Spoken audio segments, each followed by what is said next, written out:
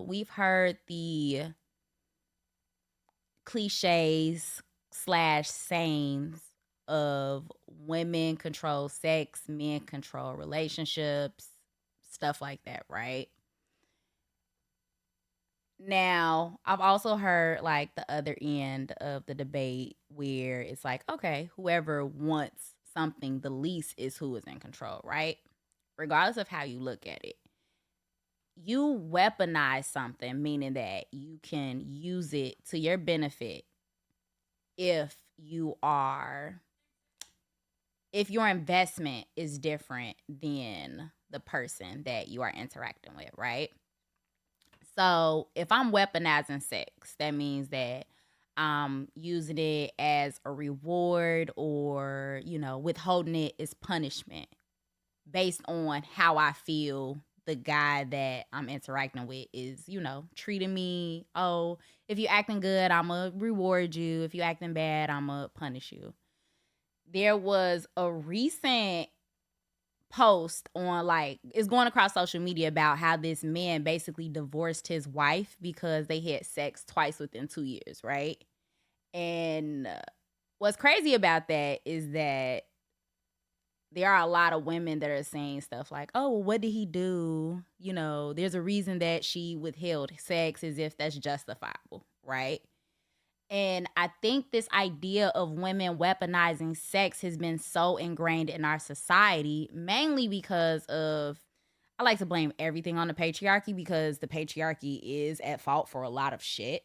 Or more specifically, what makes it kind of crazy that women weaponize sex is because at the heart of women being in control of sex is the fact that men make women to feel ashamed of engaging in sexual acts, right? So there's a lot that goes into the idea of, okay, me as a woman, I'm going to weaponize sex, but the people that I have sex with will make me feel terrible about engaging in sex. They'll make me feel insecure. They'll make me um not want to engage in sex because if I overly enjoy it, then I'm a hoe, I'm this, I'm that, I'm promiscuous. Why do you like it so much? There's just so much to unpack in terms of the history of women interacting in a sexual manner. Um, and I don't want to get off into the deep end, but I definitely think that we need to talk about it. We need to unpack it. I'm not saying that at the end of this, I'm going to have a solution for us because I cannot undo hundreds of years of sexual repression in a podcast episode. But hopefully, I can get you guys to thinking about things a little differently. So, we're going to talk about how basically, the different ways in which people weaponize things, more specifically, how women weaponize sex. Again, I haven't weaponized sex in a very long time. And the reason that I stopped weaponizing sex is because I don't get nothing out of it. Like, I like sex. So I'm gonna deprive both of us of something that I want to do anyways. Like, that's kind of insane to me. So I don't find any that doesn't fulfill me in any way. I have no benefit when it comes to withholding sex from someone, right? Um Now that's not to say that I'm gonna have sex with somebody even if they just like piss me off. I may or may not. It kind of just depends on how I feel. But I will not specifically in my head say, I'm not going to have sex with you because you just upset me. That's what I'm not going to do. Now, if I'm in a mood, that's one thing. If I'm not in a mood, that's something else, right? But I'm not just going to say, I'm not going to have sex with you because you upset me or you did this thing. Because if that's something that I want to do, then I'm going to do it. Now, I've talked about weaponizing sex in past episodes before, but the fact that this whole episode will be about weaponizing sex it's probably gonna get more in depth than any other time that I've talked about it. Um, but I want to talk about this idea of sexual expression, right? and I've brought that up before. But when it comes to our sexual expression, that's how we express ourselves sexually. That there's a correlation to our sexual identity, but it doesn't have to equate to our sexual identity. I'll use myself as an example, right? I do some things, I do some acts, right? I do sexual acts that some might classify as homosexual. I do some things that lesbians do, right? However, that's not my sexual identity. My sexual identity is not that of lesbian. My sexual identity is also not that of bisexual. I am very much a heterosexual woman who has homosexual tendencies. I am very much heteroflexible, right? I only do homosexual things maybe like 20% of the time. I don't think that 20% negates the fact that I'm 80% heterosexual. I just engage in some homosexual activities every now and then for a little razzle dazzle, right? My sexual identity, how I identify, is that of a heterosexual woman. However, the way I sexually express myself might not be all the way heterosexual, right? Well, ain't no might. Y'all know damn well from my stories that it's not that of a heterosexual woman, right? And that's when you get into the sexual fluidity of it. How I choose to express myself sexually in a moment or in a period of time. Like 10 years from now, I might say like, oh, I don't want to have sex with another woman. Like I don't want to. Or if you go back 10 years ago, if you look at the 23-year-old version of who I was, because I promise y'all, Jody wasn't even born at 23. When I was 23, like, it was still my nickname, but I wasn't the Jody that you guys know today. Totally different version of myself.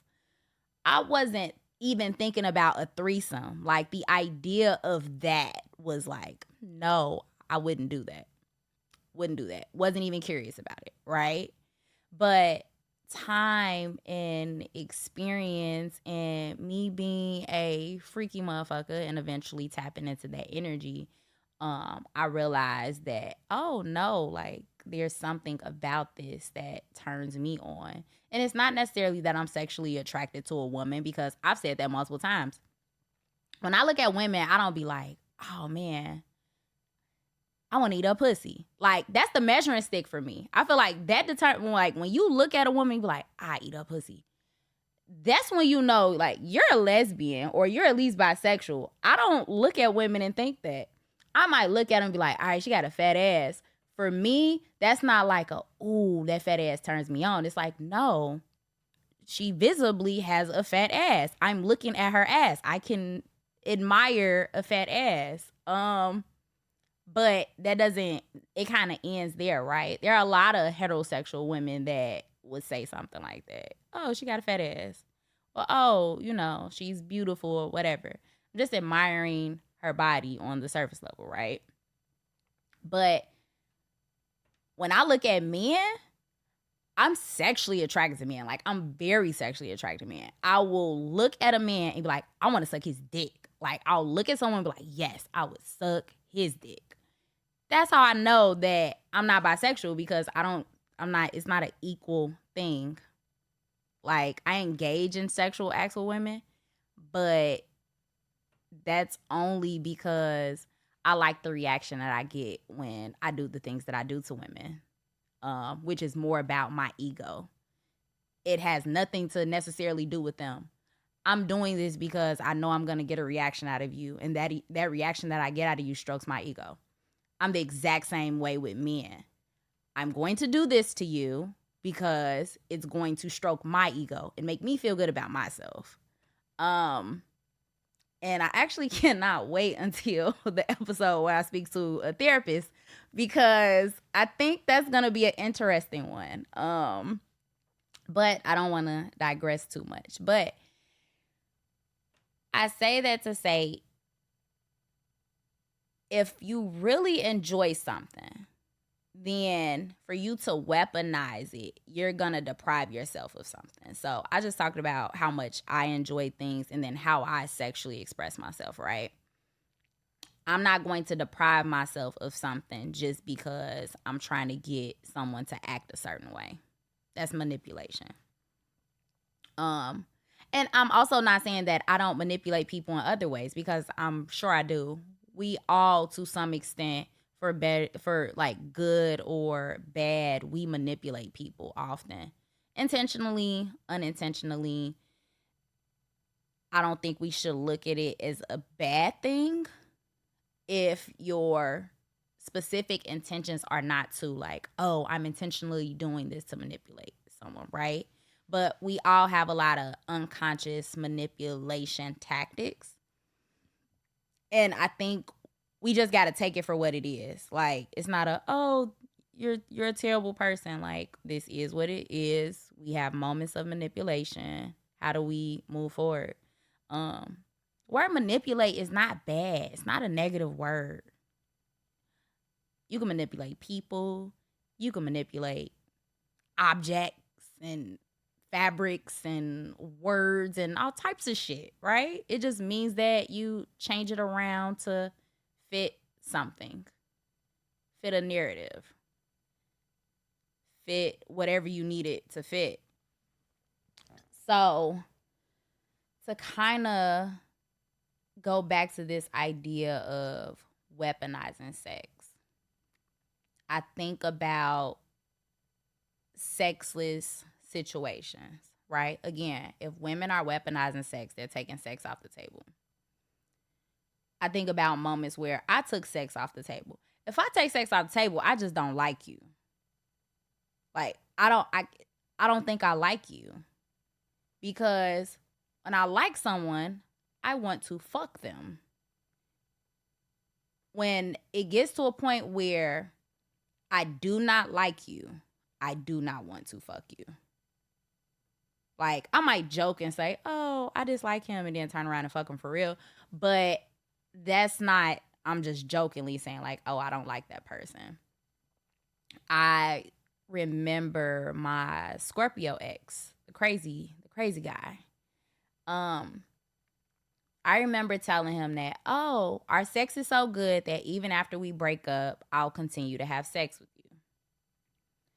That later proved to be a fucking lie, because we broke up, and at first I continued to have sex with him, but then I stopped liking him. Like, I completely stopped liking him.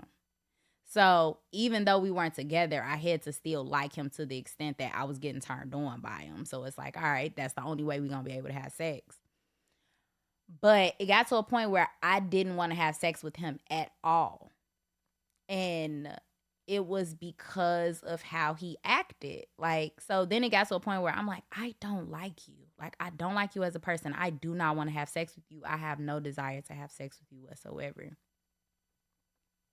And that's not necessarily a case of me weaponizing sex, but it is a case where sex was no longer on the table. So we're having conversations and stuff like that. Just because I break up with somebody don't mean I'm gonna completely stop talking to them. Like, I still be like cool with conversations. I don't initiate the conversations. Typically they talk to me and I talk back. But I realized I didn't like him. Like, once sex was off the table, I'm like, no, I just don't. I don't want to talk to you. I don't want to kick it. I don't want to skate with you. I don't want to do nothing. Like, I don't like you. And then it got to a point where eventually, like, all of the communication ceased because sex wasn't on the table. And I took it off the table. Because he still, obviously, as long as I was willing to fuck him, he would have fucked. But I didn't want to have sex with him no more because I'm like, I don't like you anymore.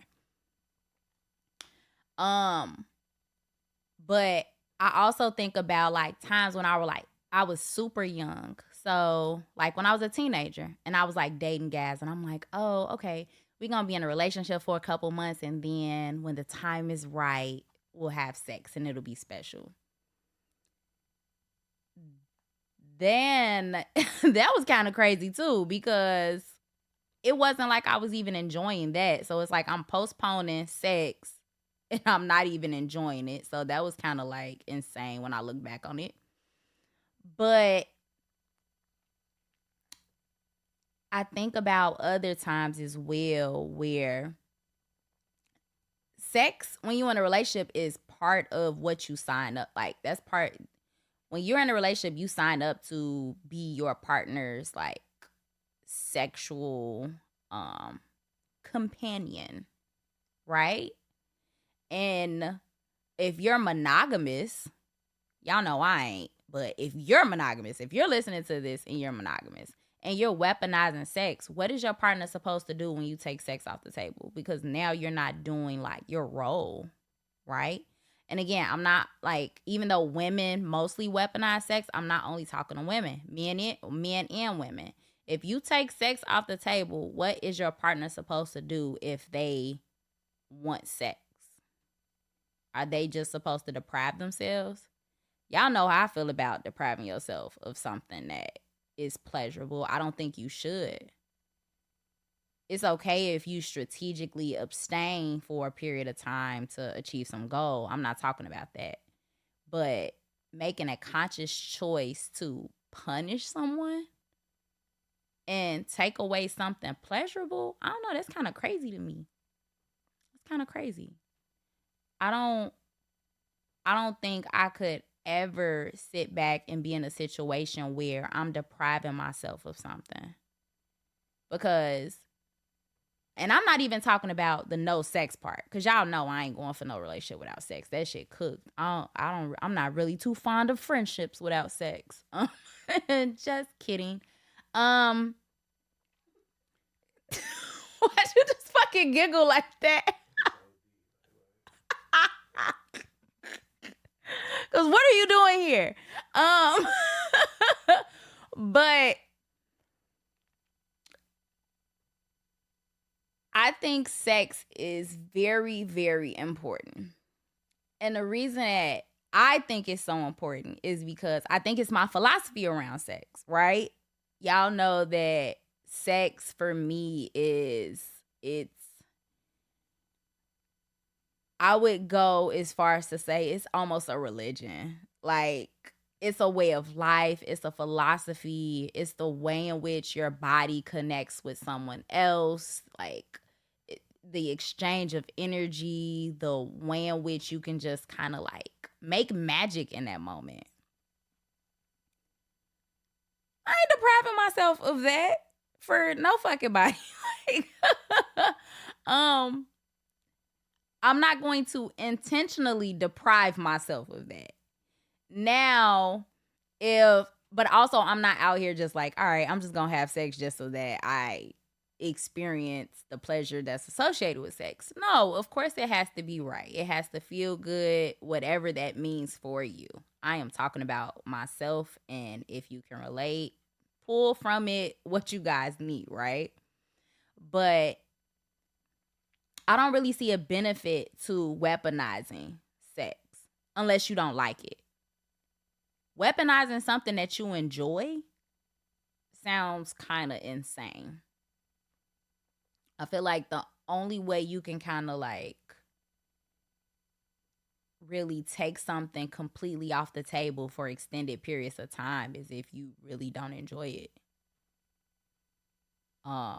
Again, I'm not talking about a couple months here and there. That's not the same. If you really taking something off the table, it's like you're signing up to be asexual. Like, you're making a choice to be asexual. You're making a choice to not have a sexual response in that moment or fight your sexual urges. And why would you want to do that? If you are listening, like, and you can understand why someone would want to do that, please reach out to me, because I have a hard time understanding that. And I would like to understand it, because sexuality is a spectrum.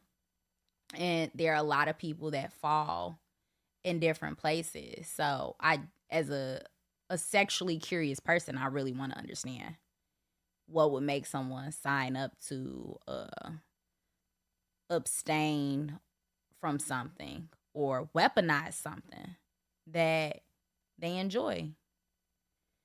Now, I have talked before how like sometimes I'll go without sex for an extended period of time, but I also told y'all why I do that. I would go without sex for an extended amount of time because I know when I do have sex, it will be a heightened experience. Like I'll be hypersensitive to it because I went without doing it. Anything outside of that very reason, I don't see myself taking sex off the table. Like I just don't. And I wouldn't be in a relationship with someone if sex wasn't on the table. I don't know how I could function in a situation like that. And I'm trying really hard to think about what would make me want to be in a situation like that. But I wouldn't. The only time I would sign up for a situation where sex was not involved is if it was with like an old person. Like I had a sugar daddy or something. And I really didn't want to have sex with them anyway. So I would like that's the only way I'm with somebody and I'm not having sex. And I ain't too fond of old people. Like let me further clarify. I ain't too fond of dating older people. But that's because sex has to be on the table. And I don't want no older person thinking that they gotta like keep up with my high sex drive. Now they trying to pop Viagra and all this other shit, and they messing with their bodies. It ain't that deep. It ain't that deep. Um, but also, there are people out here that practice abstinence, practice celibacy. Again, I have periods of abstaining from sex. I wonder if there's like what are like the guidelines around when someone chooses to be celibate or abstinent. Like I guess technically if I woke up tomorrow and I told somebody I was abstinent, I wouldn't be lying. I wouldn't be lying because if there's not like a timeline associated with it, it can't really be a lie. Like I could be abstinent for a week if I wanted to. Anybody I meet within that week, if I tell them I'm abstinent, I'm not lying. So like, does there have to be like a goal? Does there have to be a goal? Like in order for you to be abstinent or celibate? Um, can you do like intermediate abstinence, like an intermediate fast? Like the way you Cause if that's the case, I think I'm intermediate. I think I could intermediate abstain. Um, hmm, hmm. I'm curious now. I'm curious. I'm gonna do some more research on this. In a couple weeks, I am going to have a therapist on PrHOEvocative, and we have almost opposite views on sexual expression. In this particular therapist is actually abstinent. So she told me that she hasn't had sex in like 2 years. So I think you guys are gonna enjoy that episode. So I'm looking forward to that episode because I wonder if she's going to like, tell me I'm a sex addict or not. So I'm curious about that as well. But I don't know, y'all. I'm really puzzled on this idea of people not having sex or not incorporating sex because sex makes you happy. Like it literally makes you happy. Like when people be angry and you just know that they not having no sex, like you can tell that they need a bodily release and not the kind that come from lifting weights. Like you need some shit that's in you that needs to get out. Like you need to release that shit. You need to release that energy and you need to do it through sex. I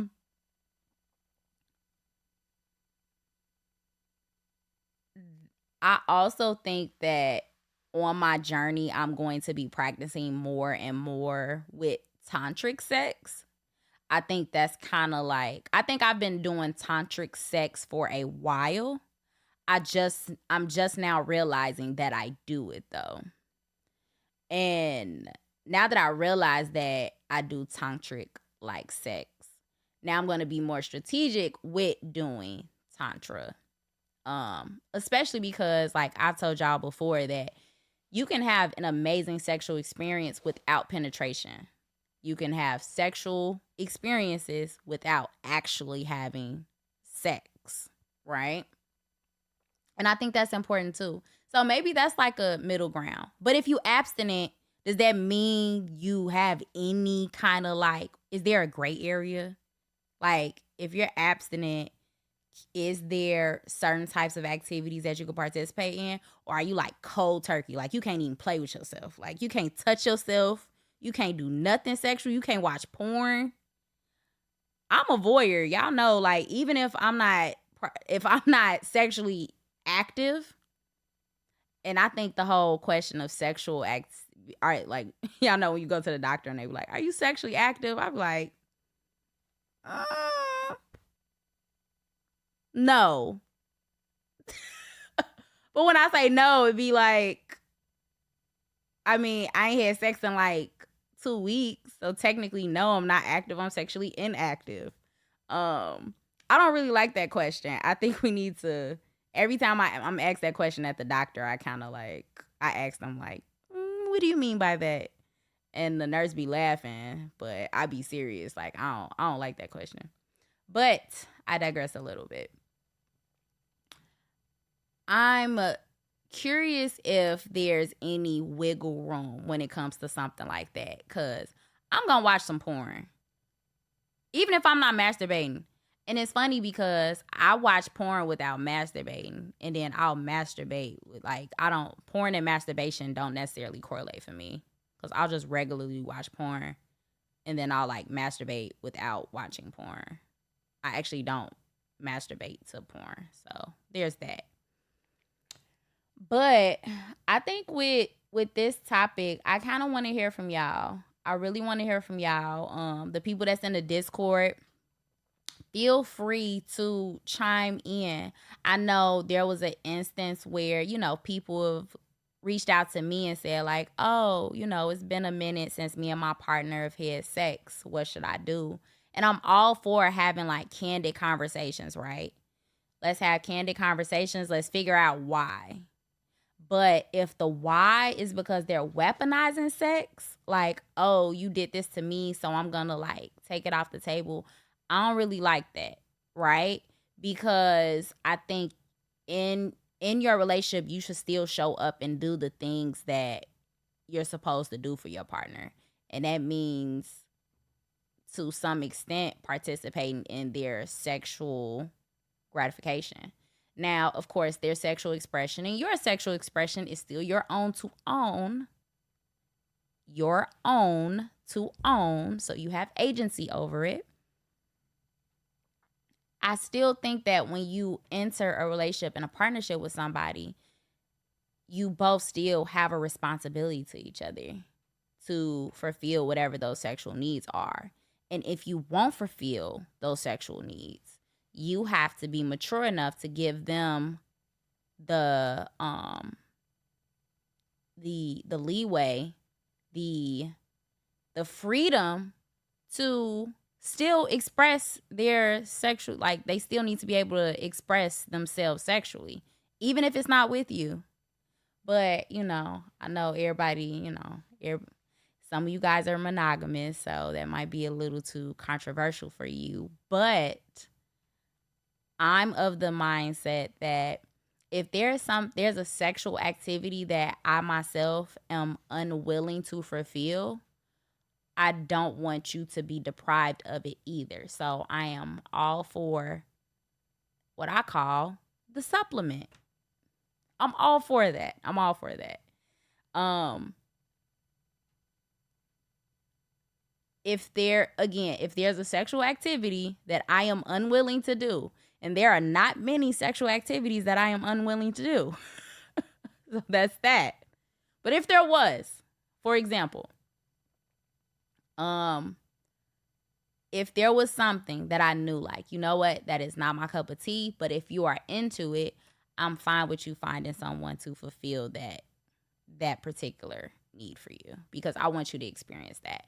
When I love someone, I want to, I don't want to take anything from them, right? So I want you to still have those sexual experiences. And I would hope that if there was something that I really wanted to do, you would still allow me to express myself in that way as well.